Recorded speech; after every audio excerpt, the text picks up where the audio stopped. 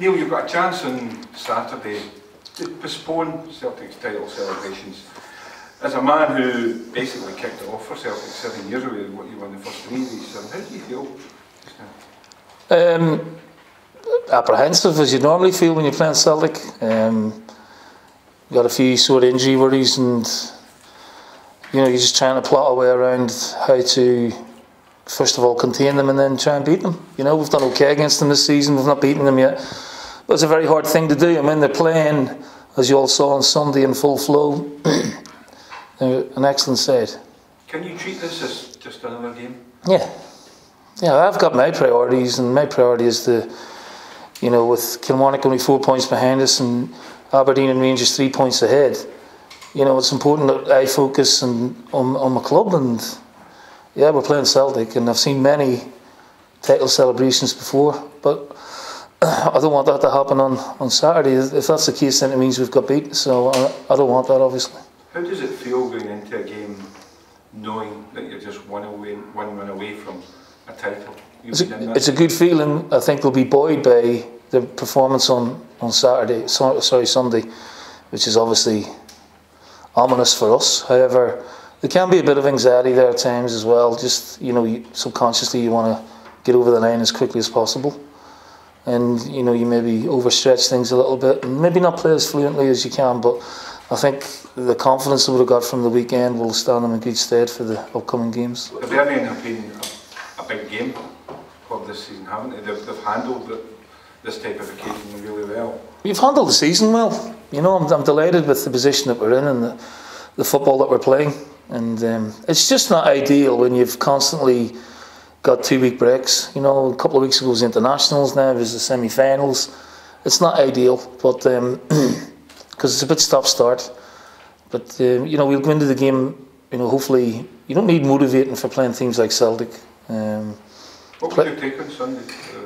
Well, obviously I've watched the game in isolation at home, and they were just too good.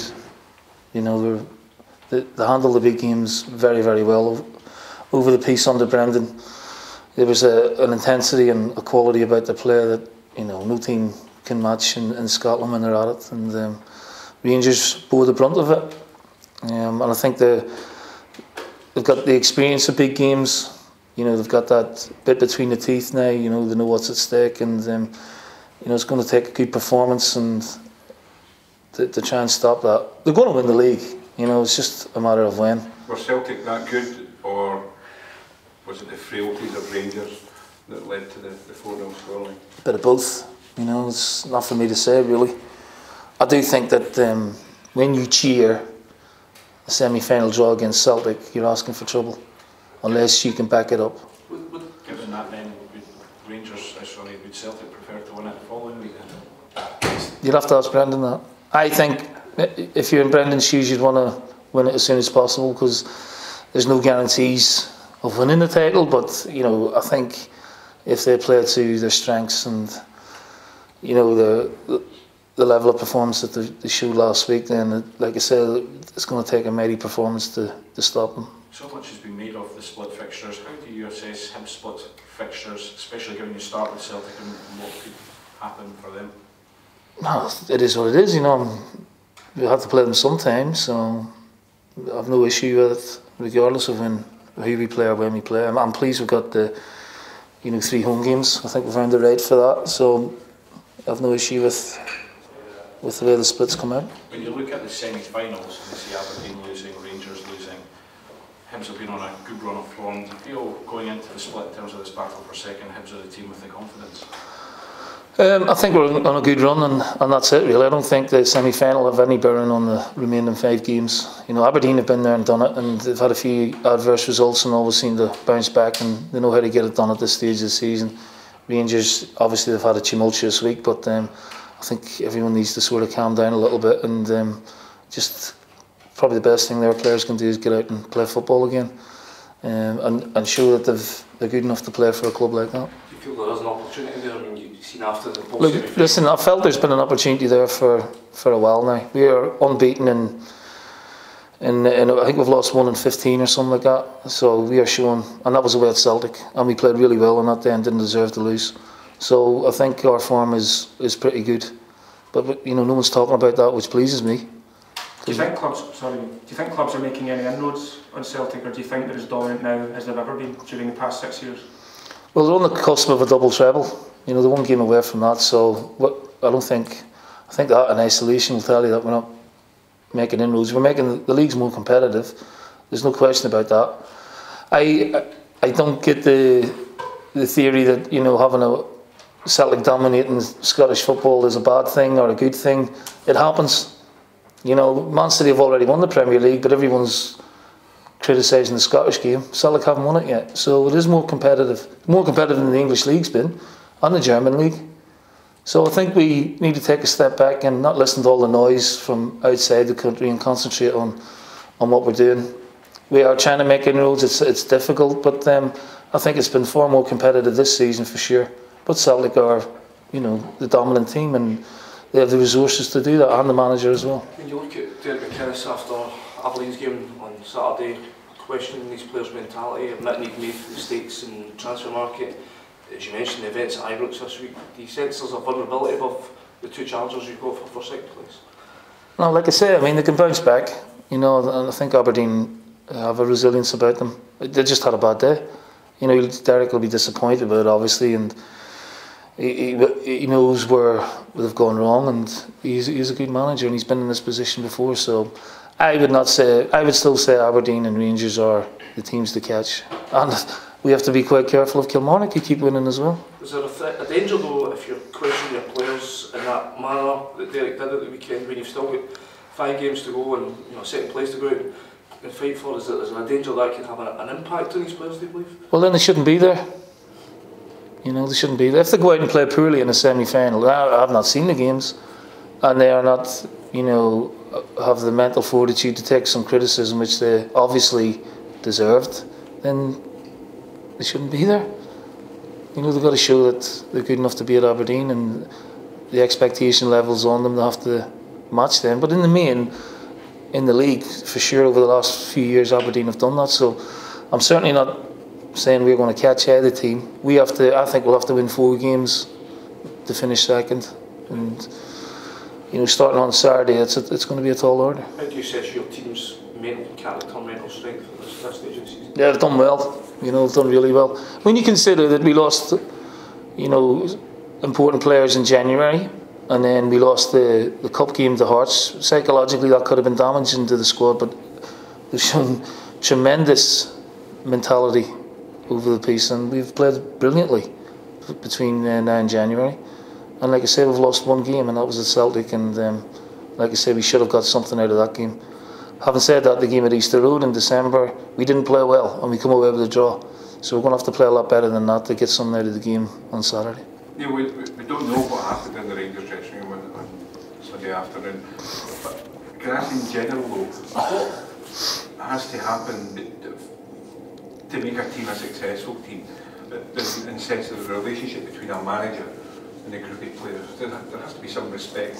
Yeah, I think Graham's in a really difficult position because he's been interim manager for what, 5-6 months now? Well, 5 months.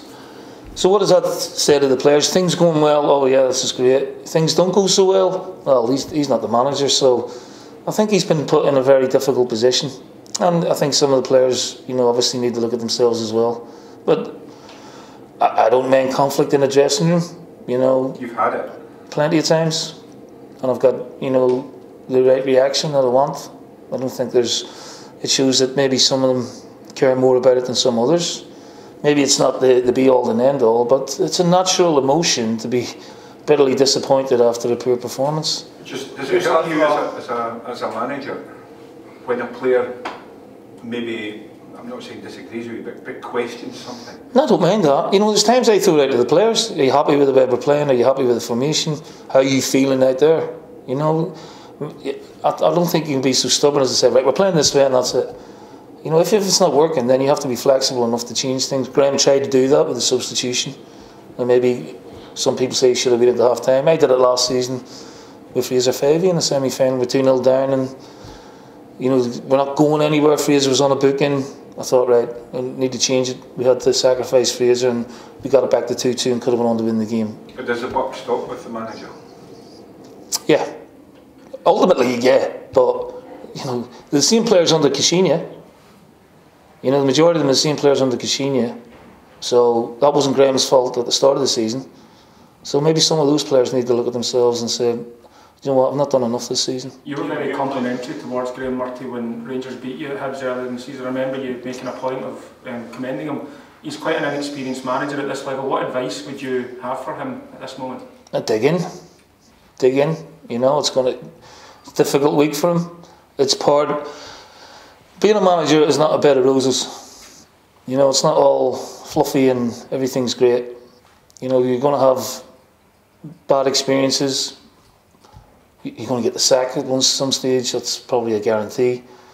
You know, utilise the experience to your benefit. You know, try and come out stronger if you can. And the only way you can do that is to galvanise the dressing room and get them playing as well as they can. Neil, you know Kenny Miller. It's been made out as if he's been a disruptive influence. From your experience of him, is that how he came across? Did he speak his mind in the dressing room? Not really, no. But he had opinion, but he was well respected. I respected him. As a teammate, I liked him. I liked playing with him. Give everything on the pitch, his movement, everything. I think he's a very mentally strong character. And I don't know if he's crossed the line or not. There's an investigation going on. I wasn't privy to it. I don't know the story to it. So it may be blown out of proportion. But Kenny is a winner. You know, his career's been fantastic. He's 38 and still very, very fit. And that is testament to being a very good professional, not one that just chucks in the towel. And really been linked with him? Yeah, really singing him. Pardon? You've been linked with him, is that paper talk? Or is it's paper talk. It's paper talk. He's nearly as old as me. He's a good player though. You know, tried to get him at the start of the season and, you know, like him a lot, but at the minute he's a Rangers player and that's just speculation. Do you think he's capable of another year at this level? Well, he had a bad injury, you know, and that curtailed the season, and he's come back and he's always been fit. Kenny, naturally fit and looks after himself really well, so I don't see why not. Paul Hammond signing a contract extension today, how much of a boost is that for yourself in the club? Yeah, I'm delighted, you know, he deserves it. He's been tremendously consistent for me in the 2 years and tremendously consistent over 10 years. Getting better, 27, you know, he's coming into his peak years.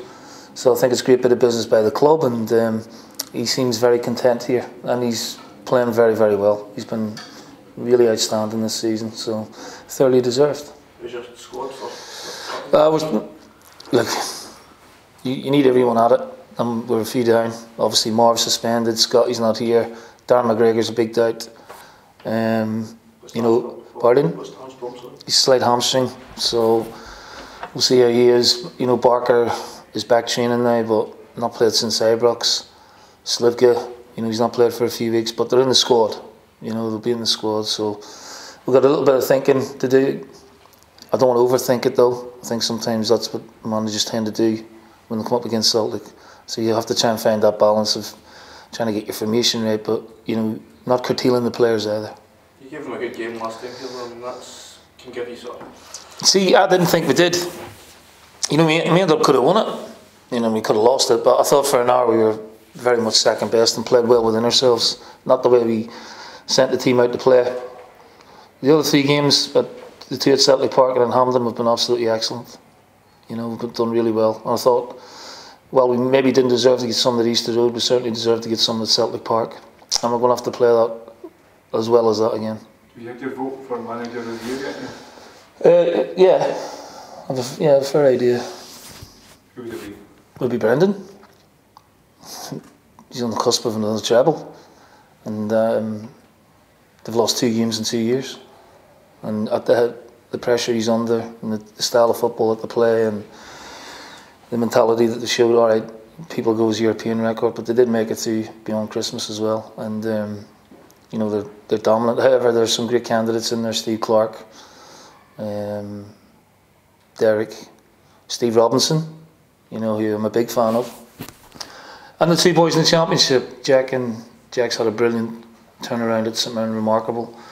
And Dave Hopkin at Livingston has done an incredible job, I think, again on the budget he's on, and getting promotion, and then he's got them in the second place. You know, the calibre of manager is very, very high now, and that's why I think the league is getting better. But we're still, you know, still trying to catch the tail of Celtic.